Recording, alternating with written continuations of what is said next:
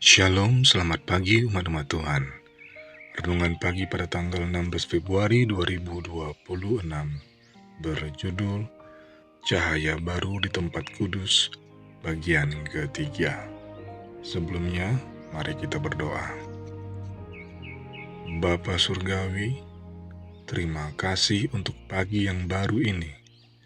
Bukalah hati dan pikiran kami saat kami merenungkan firman-Mu. Biarlah Roh Kudus menuntun kami memahami akan kebenaran-Mu dan menguatkan iman kami. Di dalam nama Yesus kami berdoa dan mengucap syukur. Amin. Yang menjadi ayat renungan terdapat di dalam Ibrani 8 ayat 5. Berbunyi demikian.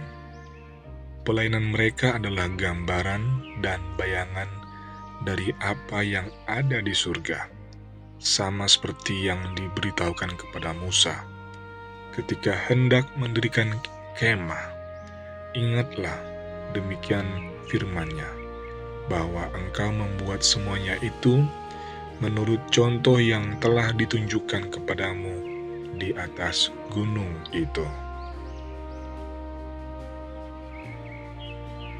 Kemarin kita diperkenalkan dengan ORL Crozier, teman Hiram Edson, yang mendedikasikan waktunya untuk mendalami Alkitab secara intensif dan ekstensif mengenai makna tempat kudus dan pemulihan yang akan terjadi pada akhir 2300 hari dari Daniel 8 ayat 14.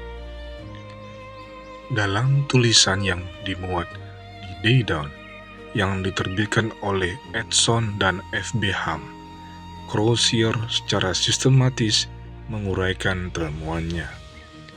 Salah satu kesimpulan pertamanya adalah bahwa interpretasi Miller salah, karena berdasarkan prinsip apapun, kata tempat kudus tidak dapat diterapkan atau diartikan bahwa itu adalah bumi. Crozier jelas memiliki konkordansinya saat dia mencatat bahwa kata tempat kudus, bait suci, muncul 104 kali dalam Alkitab, 100 kali dalam Perjanjian Lama, dan 4 kali dalam Perjanjian Baru, semuanya dalam kitab Ibrani.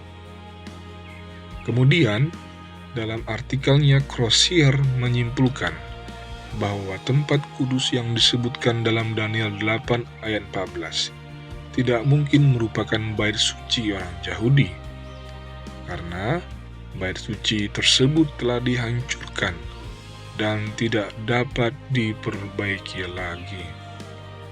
Meskipun bait suci orang Yahudi tidak lagi menjadi bait suci sudah sejak 1800 tahun sebelumnya.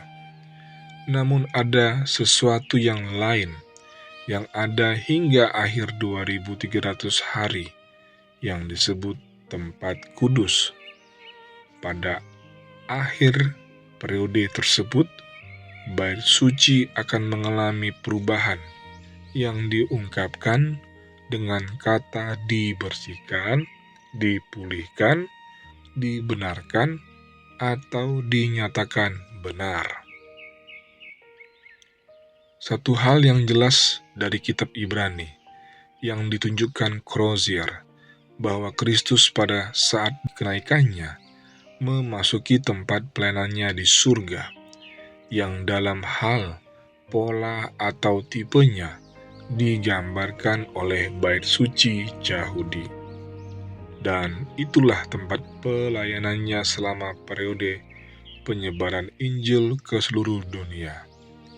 Kitab Ibrani tanpa diragukan lagi menunjukkan bahwa kita mempunyai imam besar yang demikian, yang duduk di sebelah kanan tahta yang maha besar di surga, yang melayani ibadah di tempat kudus.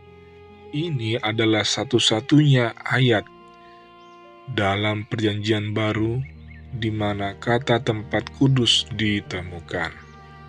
Selain dari 3 lainnya yang berbicara tentang bait suci Yahudi. Dan sekarang kita merasa aman dalam menyatakan bahwa tidak ada otoritas kitab suci untuk menyebut hal lain sebagai tempat kudus berdasarkan Injil, kecuali tempat pelayanan Kristus di surga dari saat kenaikannya kepada Bapa sampai kedatangannya yang kedua. Hari ini kita dapat bersyukur kepada Tuhan karena kita memiliki Yesus sebagai imam besar kita di bait suci surgawi. Karena itu, Ia sanggup juga menyelamatkan dengan sempurna semua orang yang oleh Dia datang kepada Allah. Sebab Ia hidup senantiasa untuk menjadi pengantara mereka.